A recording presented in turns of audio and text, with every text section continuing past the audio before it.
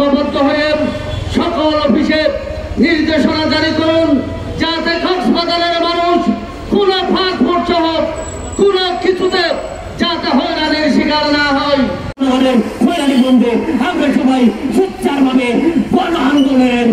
কক্সবাজার আঞ্চলিক পাসপোর্ট অফিসে ব্যাপক অনিয়ম, দুর্নীতি ও নাগরিক হয়রানির অভিযোগে স্থানীয়রা মানববন্ধন করেছেন। রোববার সকালে জেলা প্রশাসকের কার্যালয়ের সামনে এই প্রতিবাদ কর্মসূচি অনুষ্ঠিত হয়। প্রতিবাদকারীরা অভিযোগ করেন, পাসপোর্ট অফিস মোটা অঙ্কের অর্থের বিনিময়ে রোহিঙ্গাদের পাসপোর্ট দিচ্ছে, অন্যদিকে স্থানীয়দের পাসপোর্ট প্রদানে বিলম্ব করা হচ্ছে।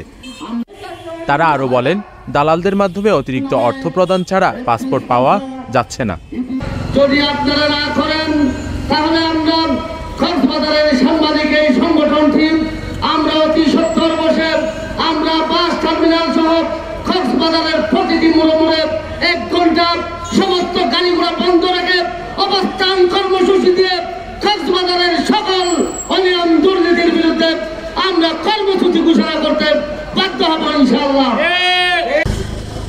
সুতরাং আমি বলবো, কক্সবাজারের যে সমস্ত জায়গায়, যে সমস্ত সরকারি অফিসে, বেসরকারি অফিসে, এনজিও অফিসে দুর্নীতি হচ্ছে, ওই সমস্ত দুর্নীতির বিরুদ্ধে, করাপশনের বিরুদ্ধে আমাদের সবাইকে ঐক্যবদ্ধ হয়ে দাঁড়াতে হবে। পর্যাপ্ত পরিমাণ নিরাপত্তা থাকার পরও সেখানে কিভাবে মৃত্যুকূপে পরিণত হওয়া রেল বাইকগুলো পরিচালিত হয়, আমাদের একটু জানতে ইচ্ছা করে প্রতিনিয়ত সেখানে পর্যটকরা মৃত্যুবরণ করেন।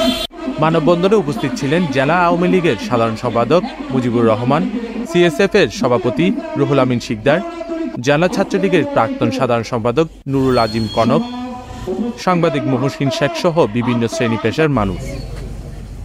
কর্তৃপক্ষের কাছে এই অভিযোগগুলো তদন্ত করে প্রয়োজনীয় ব্যবস্থা নেয়ার দাবি জানিয়েছেন প্রতিবাদকারীরা। News desk, CCN.